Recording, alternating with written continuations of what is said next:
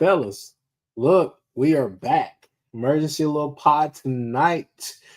We got some big news, fellas. We got some news that we've been talking about for the longest, and you've been getting some real good notes, real exclusive notes here. Last night, we heard some things through the through the grapevine and all the rest of that stuff, but you gotta let some of that stuff happen or whatnot.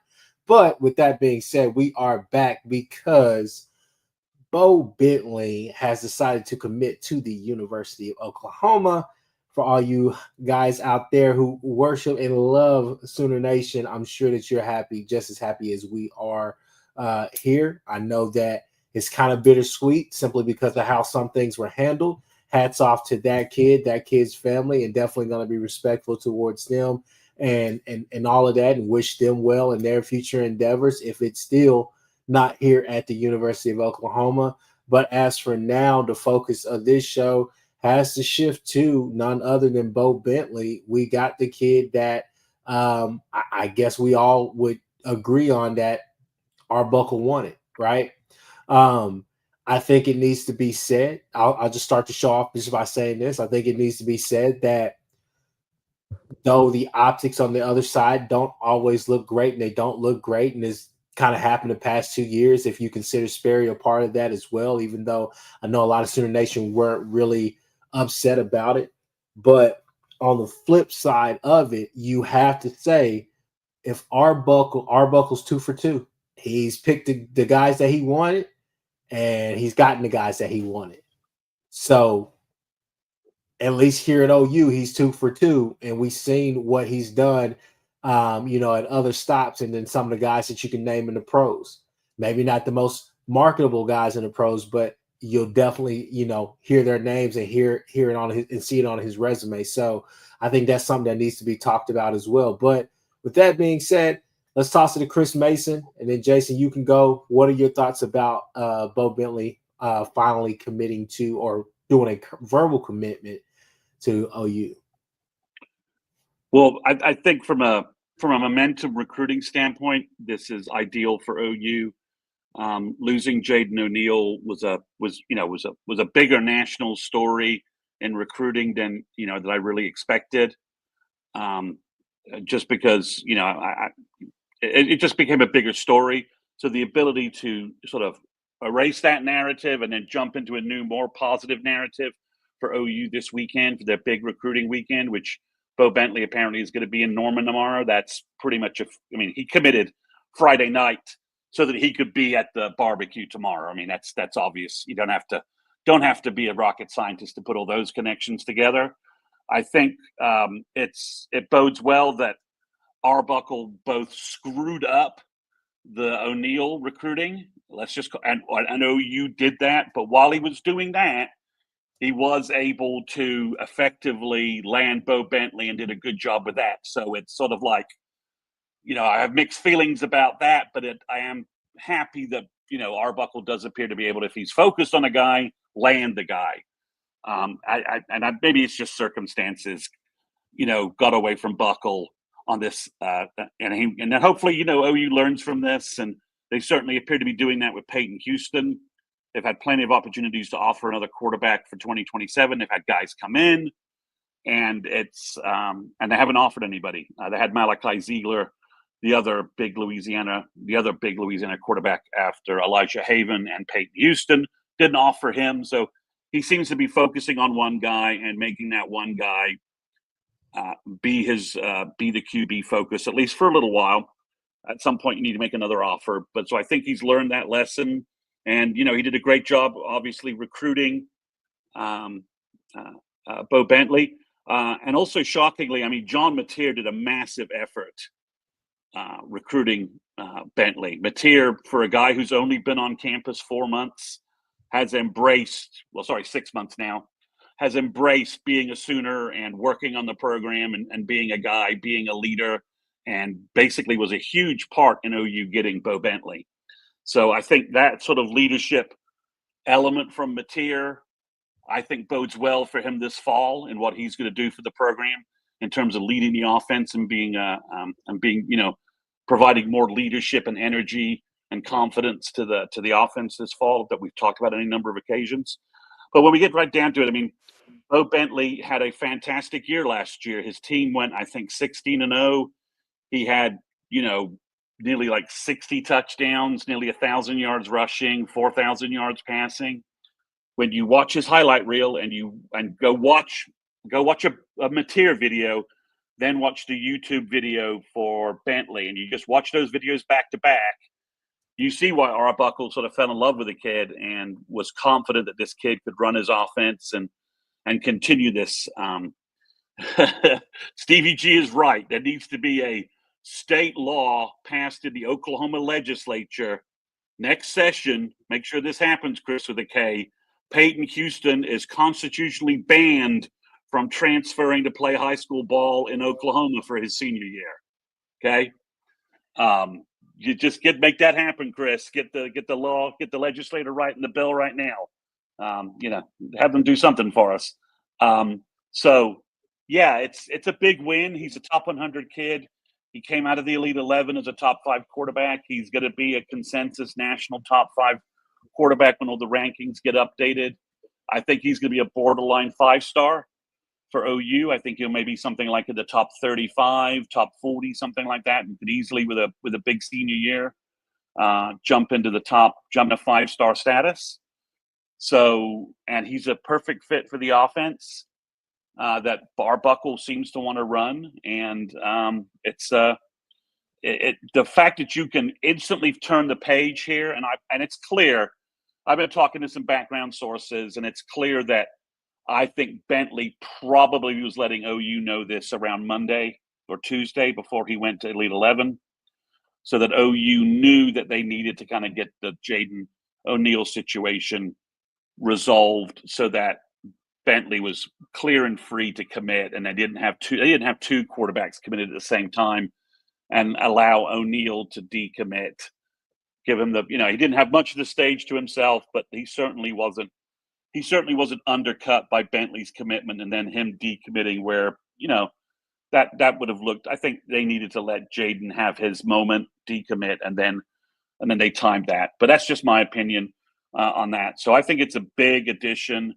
It's big from a recruiting momentum standpoint. He's going to be at the Barbecue U event. He was at the big June 6 recruiting event. So really, other than DeZephon Walker and Josiah Jefferson, Bowe Bentley's got connections with everybody of all the official visitors that OU wants. Jason, you want to add anything to it? To what? What do we Getting Bowe Bentley. Bowe Bentley's our quarterback. I know you talked at nauseum about the other half of this equation, but now, what are your thoughts about having Bowe Bentley here and being the quarterback of this class? Yeah, I've been saying it on my show a lot, though, that I'm not saying that Bowe is a bad football player or anything like that. I've said that a bunch. I think he's a good player. I like his film just as much as the next guy does. I don't think he's still better than Jaden O'Neal, but that's neither here nor there. I believe that Oklahoma caught a break here and got one of them, and you had to make sure that you got one of them or it looks pretty damn bad. He got and Sooner Cowboys, you're right. Buckle got who he wanted. That's cool. My bottom line to this whole thing has been it's not about who he wants whatsoever. It was about how they did it. They could have done this same thing with Jim Nagy 5 months ago. They could have. Yeah. When Nagy came on board in April. As what Nagy did 5 months ago. They've known this for a long time. If they were going to continue to do this and put that all out there, all they had to do was just, let them know. Preferably before, they moved to Oklahoma. That, in my opinion, made it look bad. But I've never said that I thought that Bowe Bentley was a bad player. I don't think he's a bad player. I think that, we'll see how it all turns out and, who ends up playing next year. I would tell you that I hope that no matter what happens, that they are able to keep Watkins around next year because he's, if Mateer is gone, then I think they will. But if he isn't, I don't know, man. It would concern me there. It would concern me. Yeah. And you would understand if Mike wanted at first. I mean, let's be honest. If Mateer is our quarterback next year, OU fiscally won't be able to keep Mike Hawkins. Somebody's going to poach him and offer a whole bunch of money. They just are. That's his development. It's going to leak out. He'll play some scrub minutes, that hope in some of our games. Folks will see his improvement under 2 QB coaches that he has right now, and they'll see the improvement. And somebody will offer a king's ransom to Mike Hawkins, where OU won't be able to keep both Mateer and Hawk. They just won't. And he'll want, and they'll be offering him a guaranteed starting job. So I think that situation resolves itself, unfortunately. But I think that's what happens. But I'm very much of the opinion that that Mateer's going to, if the O line is even half as good as we think it can be, and the defense plays like we think it's going to play, Mateer's going to have all the options and all the skill weapons to have a big year, and he'll be gone to the pros.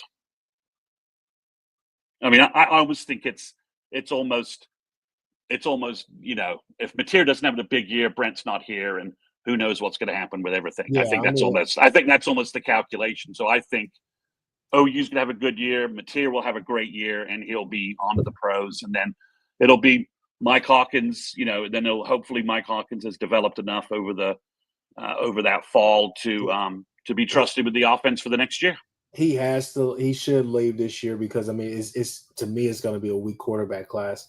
I think Nussmeier, a lot of people are going to be high on him. Drew Allard, this is a prove-it year for him, for me. Not necessarily winning a championship, but just winning the games that matter and looking good in those games.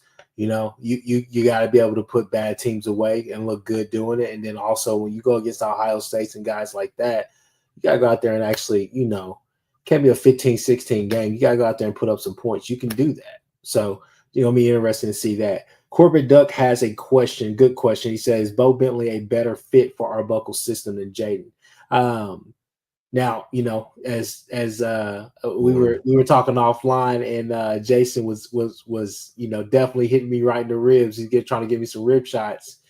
My tune has changed a little bit, and guys, I'm here to say I think Bentley is a better fit in this system. I think that Jaden O'Neal I think he has an NFL arm. I think that he still is probably, to me, he's the better QB choice. But right now with Bentley and watching his film and watching what this offense is, it's exactly what you're seeing from Mateer, what he's doing in high school. You're seeing in Mateer. Only thing that I question about him is just timing. Sometimes his timing with his receivers, but that's stuff that can be fixed. But that guy has intangibles as far as just being able to move the pocket, keep the play alive, and then he's accurate and he can throw the football. And Tannehill vibes, all the rest of that stuff that I was saying early on. I put on the tape, watched the tape again, watched it a couple of times when I had spare time at work, and I said, well, okay, maybe I need to change my tune. So, that's just my opinion. That's my 2 cents I'm throwing in there. I'll give it to the panel. Yeah, I want this right now. Yes, sir. I don't buy that one at all. I think that's just been that one to me has been simply an excuse for just saying that's the guy that you want. Now, I think that when you look at John Mateer and then you look at the film for Bowe Bentley, I think that there's a lot of similarities there. But neither one of those guys have the kind of arm that Jaden O'Neal has. And for the people that say that he can't run, in 8 games last year, he had 2,670 yards and another 370 rushing yards with 10 touchdowns. He had 28 touchdowns last year. He can run. He can throw better than either one of the other guys. So that translates to any offense. That translates to any offense. I'm not going to sit here and tell you that he's a run-first guy because he's not. He runs around in the pocket or out of the pocket to throw downfield more than anything else, but that's the way he's been coached. It doesn't have anything to do with his ability. Yeah, that's where I'm at. Yeah, I think it's not better fit. It's maybe easier is not the right word. It's a more obvious fit, right? there's less risk in the fit because he looks like John Mateer. Is that what we're saying? Well, just because the offenses they run are so similar, and what Jaden was running last year wasn't that kind of scheme, and you've got, and I think that's why I think it's a less riskier, less risk is involved, and I think with the place OU's in right now, you know, I told you guys I thought OU was hiring Arbuckle because it was you could get better quicker with Arbuckle connected to Emmett Jones and Bill Beanbaugh, right? That's why I told you guys that's why I think this move is happening. And he brings his own and he brings a quarterback with him, so that the usual build-up time for an offense has been cut in half by bringing in your own quarterback and by Emmett Jones and Bill Beanbaugh being able to just plug into what Arbuckle's doing, you know, so easily. So I think on some levels Jason, I think Jaden has the higher ceiling. Bentley has maybe the slightly higher floor with the Arbuckle offense. Yeah, I think everybody's played in this offense, man. That's all I'm gonna say. It's. I mean, Okay. we're talking about the air raid. Everybody's had something to do with the air raid, and so we know that he's a throw first guy for the most part. If you talk about the leash air raid, which is where this all derives from, he didn't want his quarterbacks running. You know what I mean? Yeah. And so, yeah, I would tell you that while Mateer can do. I think that he's more like what you saw Cam Ward being. I think that Jaden's more like what you saw Cam Ward. You didn't see him run a lot either. You saw him scramble to throw. Yeah. No, I think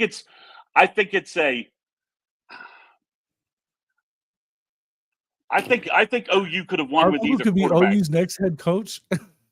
Sorry? If Arbuckle is going to be, how is that? That would mean that he's not going to be next to OU's next head coach. No, he's not going to be number Cowboys. one. That's silly talk.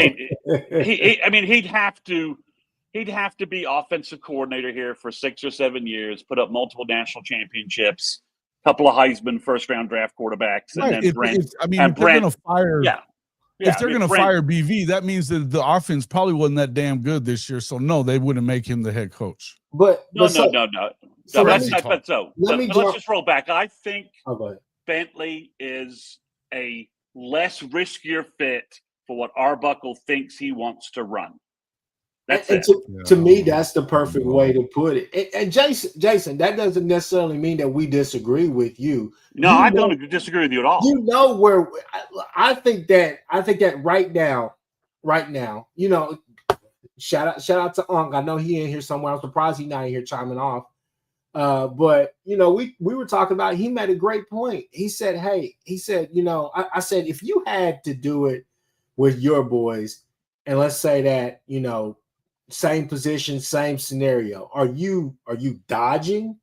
Are you dodging O'Neal? Because that's maybe my only knock on Bentley was, why didn't you just go to camps? Why didn't you go to throwing competitions, this and that? And he said it really serves you no purpose, simply because that kid is taller than you. That kid has probably a better arm than you, probably a more like just naturally talented arm than you. Yeah.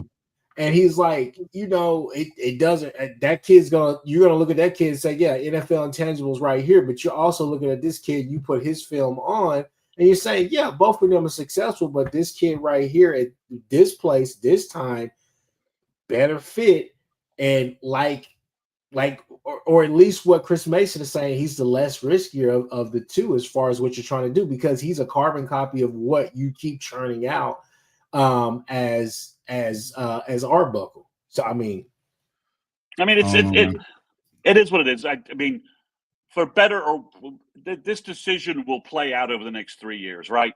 In terms of whether OU did the right thing or not. I mean, it's simple. Arbuckle will either be here and will be asked, you know, Jaden O'Neal just won a Heisman. Do you have any regrets? Or, you know, Bowe Bentley's just won a Heisman, and you know, and there's no story.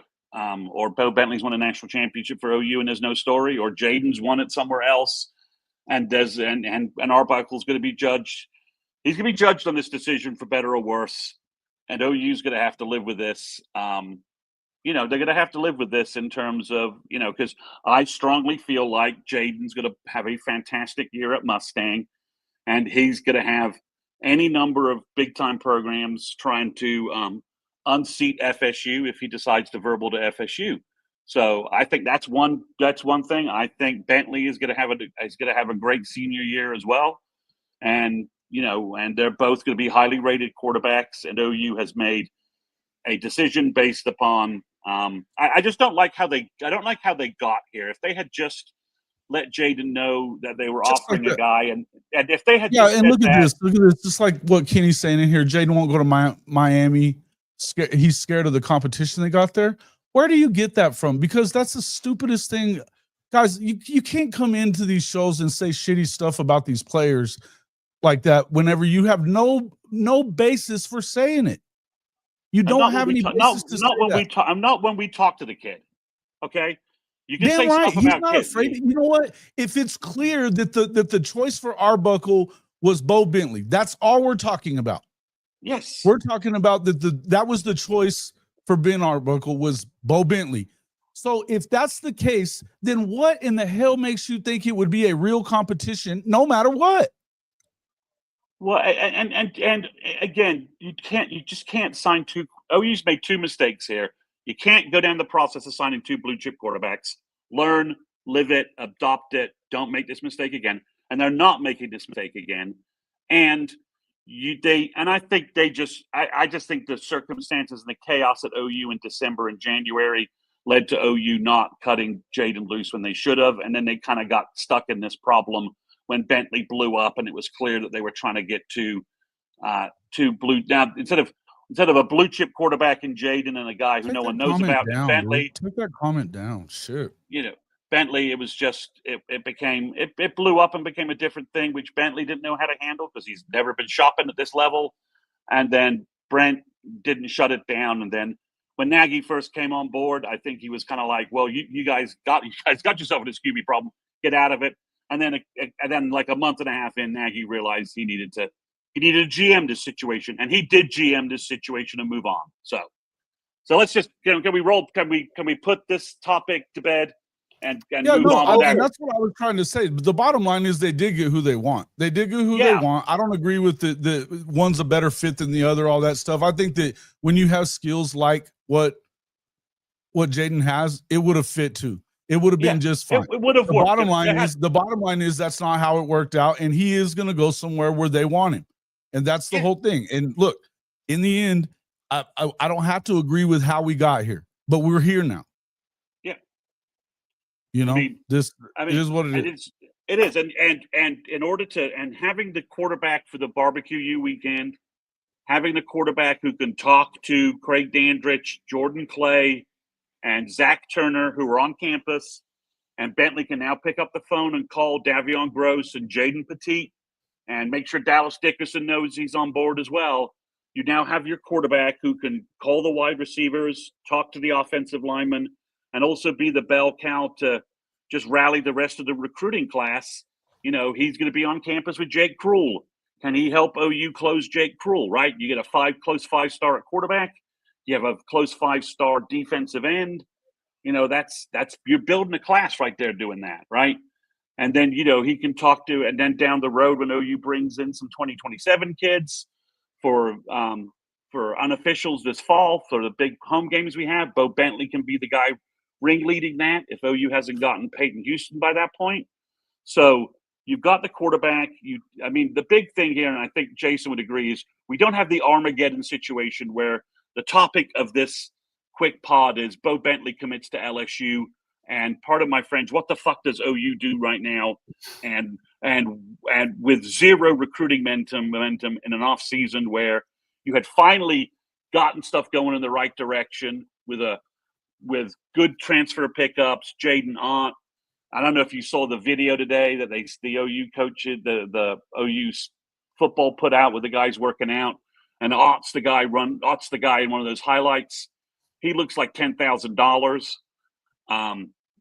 Just physically on the, he's not playing football, but he just looks like an Adonis out there. So you've got that good momentum. If you had lost both of these quarterbacks, it would be the story we'd be talking about for the next 3 months and the next 2 months of this dead period. And it would erase any positive recruiting momentum that they were getting elsewhere. So from that perspective, they got the guy they wanted. They didn't go 0 for 2. While they screwed this up, they didn't screw it up completely. They were able to get Bentley. And like I said, he's a top 5 quarterback. He's going to be a top 50 player in the nation. I think after Jaden's season, I think he'll be a top 100 kid after his Mustang season. If it goes the way I think it will be. And it's a case of, you made a decision and Buckle's got to live with it. But if OU has a great season with Mateer, it's all dumb shit. It's all. Are you good? It's all, it all fits it all lines up, right? Now you've got the quarterback you want. He can help you close this recruiting class, get some of the key pieces you want. And then this fall, if you go I've talked about OU saving some scholarships, saving some official visits for some other big time players, depending upon how their schedules go. Now you've got Bowe Bentley working these guys for a couple of months. So when they come in for the Michigan game, Bowe Bentley is going to be at every home game, right? Because apparently, I thought Salina was further away from OU than it is. Apparently, it's only a 2.5-hour drive. I was saying it was 6 hours on my podcast. So my Texas geography not working very well there. Real quick, I was just going to say, because I know we're about to get up out of here, but real quick, just with this boat, obviously Bowe Bentley is now on the boat. So what does that mean as far as the other recruits? Will we start seeing other commitments as well? Or maybe start hearing rumblings of OU talking or trying to begin conversations to get other kids on campus that probably want to come play with Bowe Bentley now? We see any newcomers to this, any new additions as far as offers or anything like that? Or can we expect this news to carry on more or to bring on more good news from this weekend? I think this weekend helps. I think it helps you with, obviously, OU doesn't need any new wide receiver offers, right? You've got Davion Gross and Jordan Clay, who are both top 50 wide receivers in the country. Having this quarterback situation resolved helps with both of those guys, right? They're both from Texas. They know who Bowe Bentley is. And Davion Gross was on the visit with Bowe Bentley 2 weeks ago. And now Jordan Clay is going to get to hang out with Bowe Bentley tomorrow when he shows up at the barbecue. So I think it helps with both of those guys. I think OU's probably going to land Dallas Dickerson. I doubt this hurts that at all. And maybe this is the piece that allows you to close on either Jaden Petit or Zach Turner and give yourself, a 4 wide receiver class that has, 2 top 100 guys and then 2 guys who probably would be in the top 100, top 50. So that's a lot of firepower at wide receiver. I think it helps you.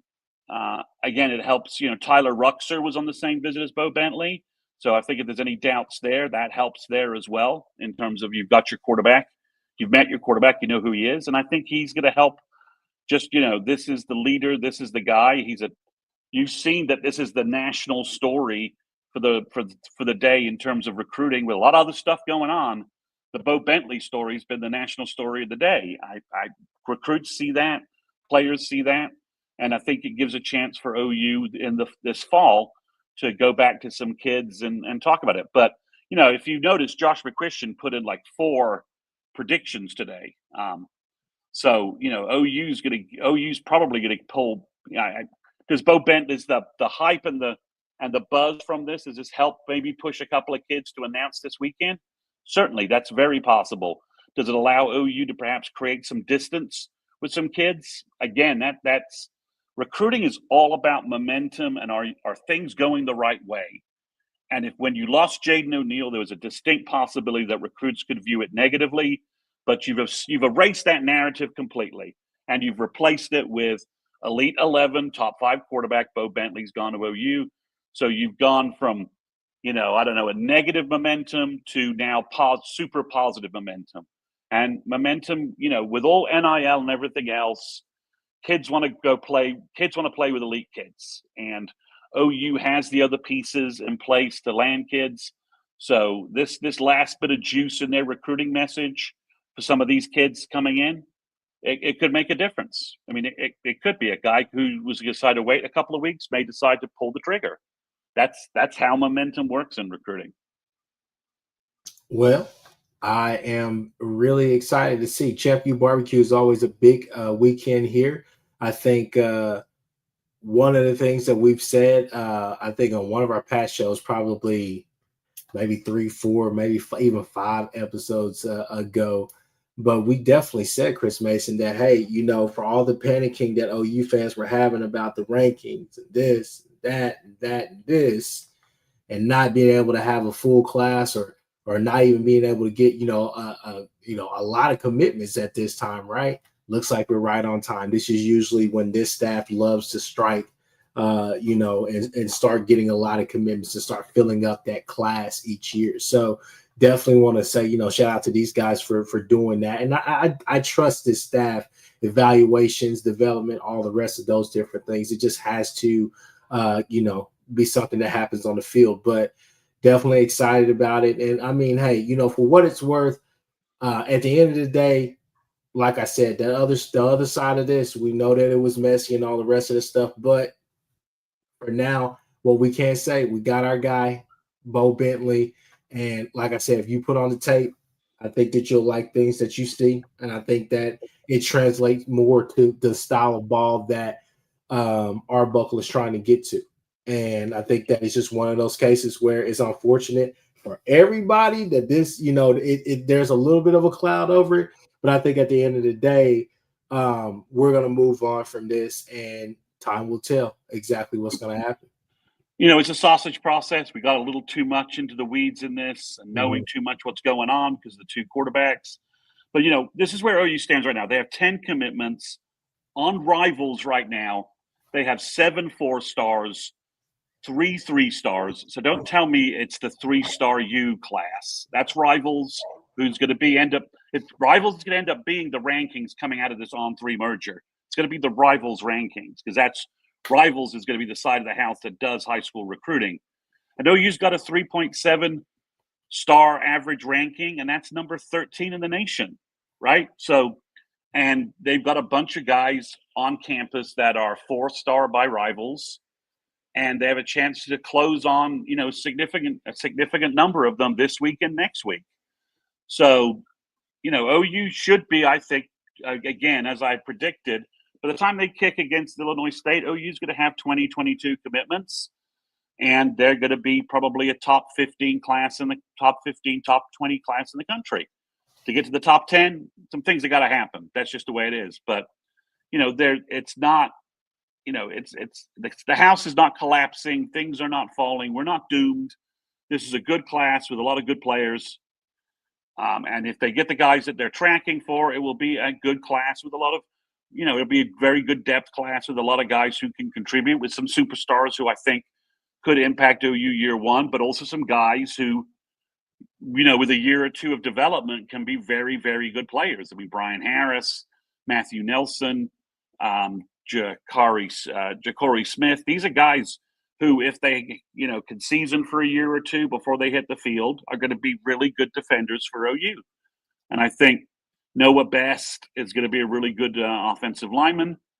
Sooner Cowboy says OU needs to land Jake Kroll. That's correct. So if Bentley was the star on the offensive side of the ball, Jake Kroll is your difference maker star on the defensive side. And he's visiting this weekend. OU's done everything they can to get the lead there. They're just fighting everybody for his commitment, and we'll see how it goes. But that's we'll have more data for you guys on Sunday and Monday about that. All right. Well, people, look, gotta let Chris Mason go. Chris Mason's at the lake, so let him enjoy himself. But we definitely want to jump on here, give you guys a video. Look, 35 minutes. Wow, that's a new record for us. But we're usually a little longer talking than that. So exactly. But hey, look, Bowe Bentley is a Sooner. Now we can hopefully put that That's that great quarterback. news. Let's move forward. Let's move forward. Now it's about the rest of the class and just bringing in a great class to hopefully add on to, to the next generation of Sooners. So with that being said, guys, we're going to let you guys go, and we'll see you soon. If anything pops up, we will definitely be back. We'll be back on Sunday or Monday if depending what happens over the weekend. But there's stuff bubbling. There's stuff happening. There's got to be noise coming out of this weekend, and there's going to be all noise all next week. There's 5 guys deciding, and I think OU's really only out on one of them. So we'll see what happens. So with that being said, Horns Down Podcast, Sooners 360, Hall of Fame College Football Podcast with the coach. Go check all of us out. Like and subscribe. Definitely like this video. Run these views up. Share it. And until next time, we'll see you guys.